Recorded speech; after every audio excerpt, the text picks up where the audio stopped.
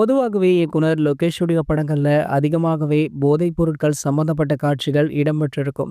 இதுவரைக்குமே அவர் direction பண்ண அனைத்து படங்களிலுமே இது போன்ற காட்சிகள் இடம்பெற்றிருக்கும். இதனாலேயே இவருக்கு பல எதிர்ப்புகளுமே வரும். அது மட்டும் இல்லாம இவருடைய படத்தின் காட்சி அதிகமாக எடுக்கப்பட்டாலுமே சென்சார் போர்டு சென்று வந்தவுடன் படத்துடைய நீளம் கண்டிப்பாக அதிகமாக குறைக்கப்படும்.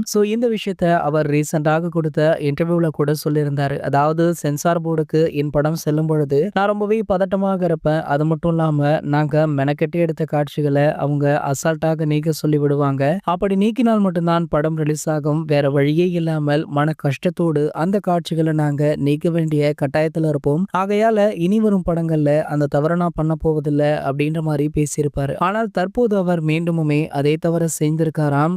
கூலி படப்பிடிப்பு தற்போது ஜெய்ப்பூர்ல மிக பிரம்மாண்டமாக நடந்துட்டு இருக்கு.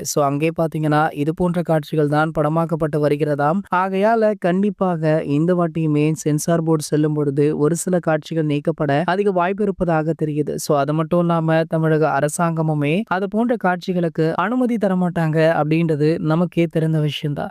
இருந்தாலுமே ஏன் லோகேஷ் அவர்கள் மீண்டுமே அதே தவிர செய்றார் அப்படின்னு பல ரசிகர்களுமே அவங்களுடைய கருத்துக்களை சமூக வலைத்தளங்கள்ல முன்வைக்க ஆரம்பிச்சிட்டாங்க. இது போன்ற சினிமா செய்திகளை பத்தி நீங்க உடனே தெரிஞ்சுக்க நம்மளுடைய சேனலை மறக்காம சப்ஸ்கிரைப் பண்ணிக்கோங்க.